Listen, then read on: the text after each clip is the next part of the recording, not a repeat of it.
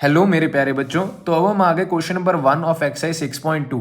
देखिए, एक मैंने रफ फिगर बनाई है, ये मैंने क्यों बनाई है ये अभी आपको मालूम पड़ेगा।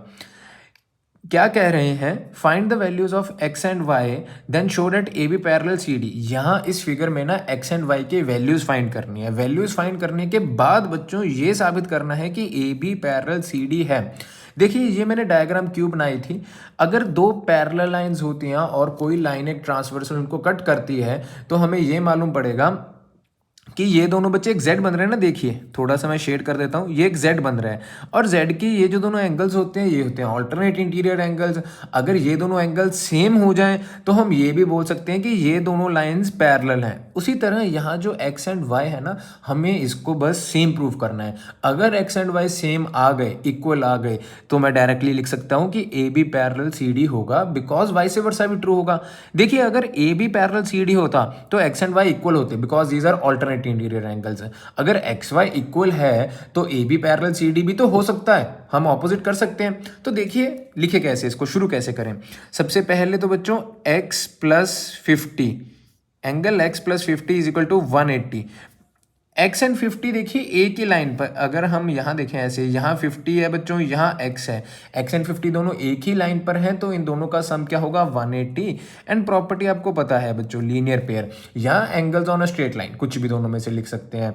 Then angle x is equal to 180 minus 50, क्योंकि उधर प्लस का इधर आके माइनस का, एंगल x की वैल्यू बच्चों आ गई 130। दैट्स इजी पार्ट है ना।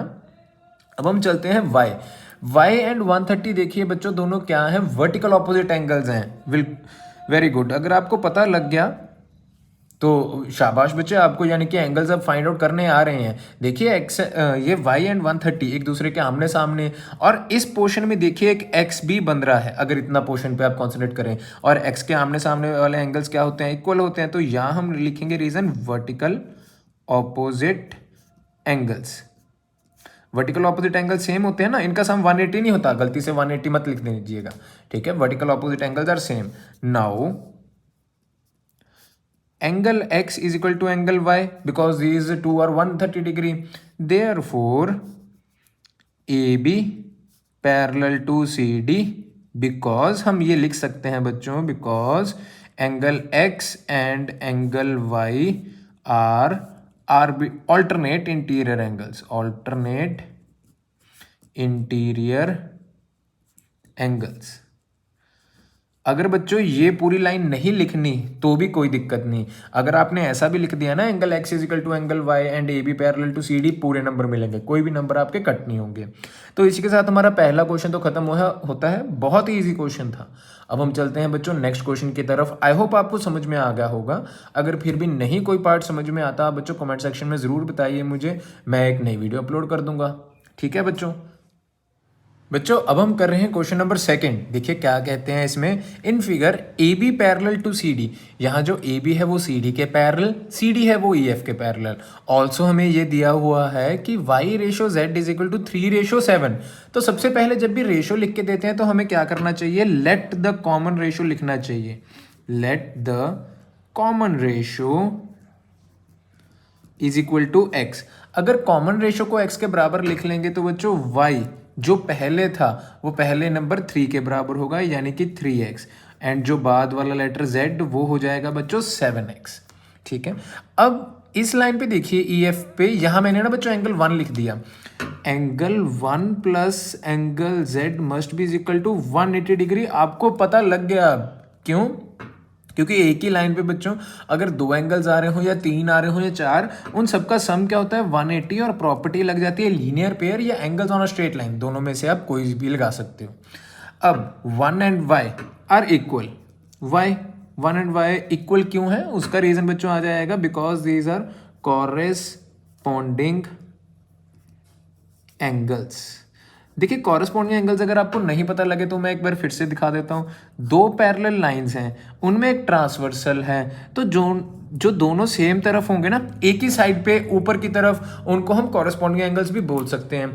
चाहे वो लेफ्ट साइड पे भी होते, चाहे वो राइट साइड पे भी हो, जौन सी मर्जी साइड हो, वो कॉरेस्पॉन्डिंग एंगल्स बोले जा सकते हैं।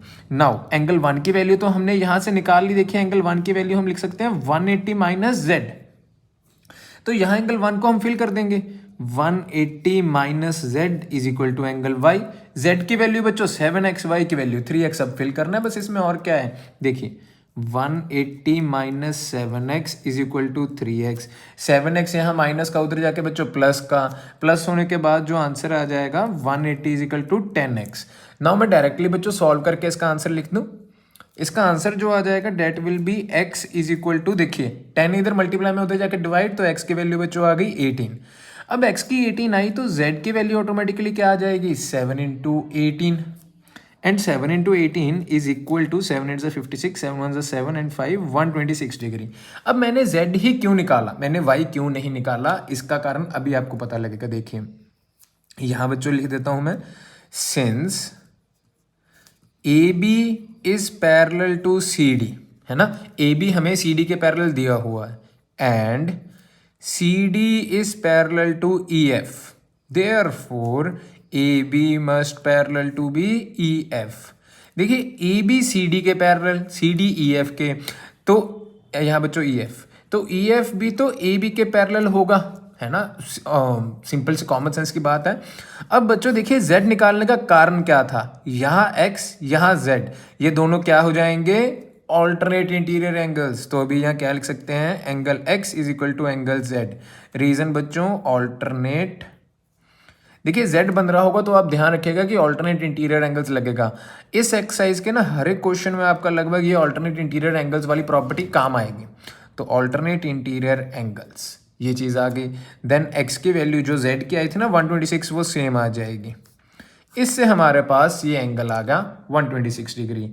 आई होप बच्चों आपको समझ में आ गया हो। अगर वीडियो अच्छी लगे तो चैनल को ज़रूर सब्सक्राइब कीजिए एंड वीडियो को कर दीजिए लाइक। अगर कोई क्वेश्चन नहीं समझ में आता आप मुझसे कहिए, मैं दोबारा से वो वीडियो अपलोड कर दूंगा।